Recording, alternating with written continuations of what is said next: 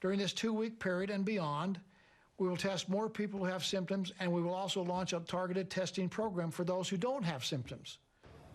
Now, another major component of this new plan is to ramp up COVID testing. The state says it'll ramp up testing in younger populations and specifically on college campuses. And we're going to speak to Governor-elect Spencer Cox, who can answer some questions for us in just a few minutes here. First, though, let's start with news specialist Tanya Dean. She has been breaking down for us the mandatory testing and who this applies to. Tanya?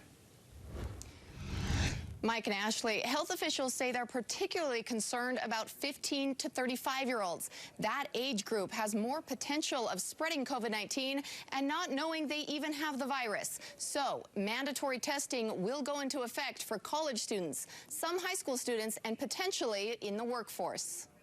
And the data show us that the 15 to 35-year-olds right now are really driving a lot of the infection rate for the rest of the state. Health officials are calling them silent spreaders. These are people who have COVID-19 but don't have any symptoms, so they're out in the community spreading the virus without even knowing it. It's one of the biggest concerns for state leaders.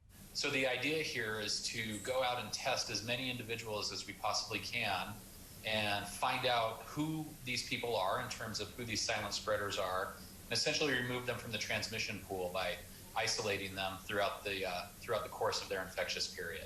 So who will be tested first? Health officials are starting on college campuses. By January 1st, all students who either live on campus or have in-person classes will have to get a COVID test once a week.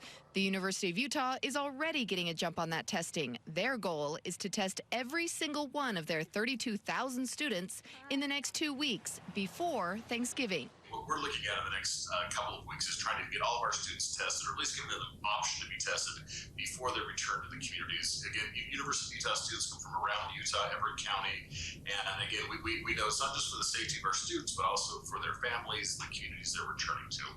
High school students will also be affected, at least the ones involved in extracurricular activities, especially sports. School officials say mandatory testing will begin with football players currently involved in the playoffs. Other details about who will be tested are still being worked out. When we look at the data, we can see that it's pretty well contained in the classroom in terms of safety. It's outside of the classroom. So based on that data, I believe that's why the governor and his team of experts have looked at trying to mitigate those spread through activities and socialization outside of schools. State leaders are also talking about testing high school teachers and increased testing in the workplace. They say they'll be working with the Labor Commission to figure out where people ages 24 to 35 tend to work, and they'll be targeting those businesses for testing. As for where these tests are all coming from, health officials say we've been promised enough tests and resources from the federal government.